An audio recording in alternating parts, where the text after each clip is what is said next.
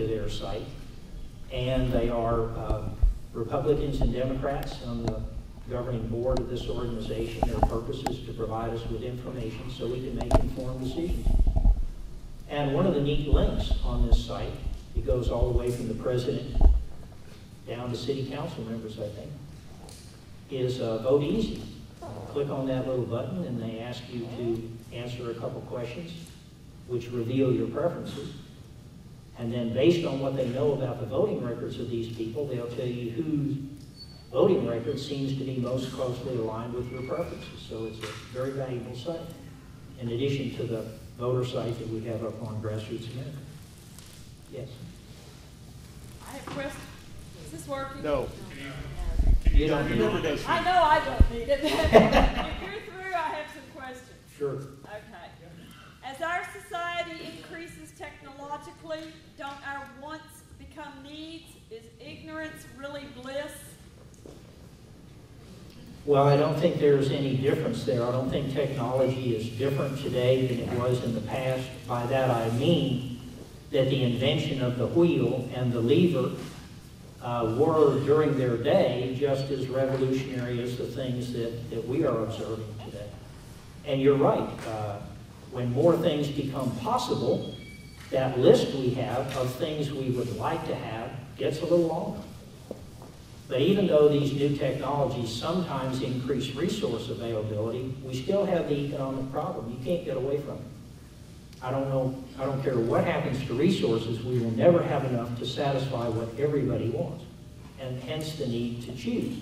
And as a free society, we want to be in a position to make the choices ourselves. We don't want third parties choosing for us. Can a leader make benefits seem less attractive or desirable? Benefits for, there's something missing there. Is the person that wrote that down within earshot here? Could we get a clarification of that? I'm not sure what the question is. Okay, what's the next one? You talk about wants versus needs. How does society as a whole define or distinguish between these terms? Well, here's how it's done. The child says, I need this. And the mother says, I don't think so. Okay, that's basically how it's done. But from an economic standpoint, for an adult, part of being adult is being able to differentiate in our own minds which things we want and which things we truly need. And if we get wiser as we get older, we should be able to make that distinction and spend our money on the things that we truly need. But from a purely theoretical standpoint, it doesn't matter whether you're focusing on wants or needs. You will never have enough resources to do all the things you want, and you won't ever have enough resources to do all the things you need. And so we're back to making an informed choice. I apologize, we apparently did not have cards on all the tables. If you have a question, if you'll raise your hand, I'll bring the mic to you. This is a Joe Biden imitation. I just have one word to say, ethanol mandate. Do you have any reaction to ethanol mandate? Okay, here's the deal on ethanol. This is a prime example of what I would call normative economics. It's something that sounds good, but it's like this example we just went over here. Ethanol is highly corrosive. It has the chemical property of attracting water, which if you have a boat, is going to be bad news for you.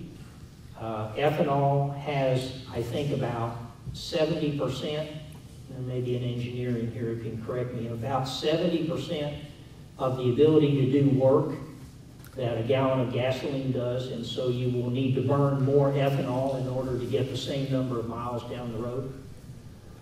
But the worst part, I think, is that in mandating ethanol, we have artificially boosted the demand for corn. Now, why would we care? Here's why we would care. Because people around the world rely on corn and its substitutes, its related cousins, for their basic food. So in driving up the price of corn in America, the way markets work, we drive up the price of corn around the world.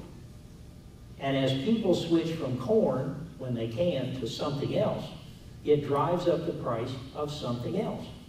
So it becomes more expensive to feed livestock. It becomes more expensive to make a corn tortilla in some of the poorer parts of the world.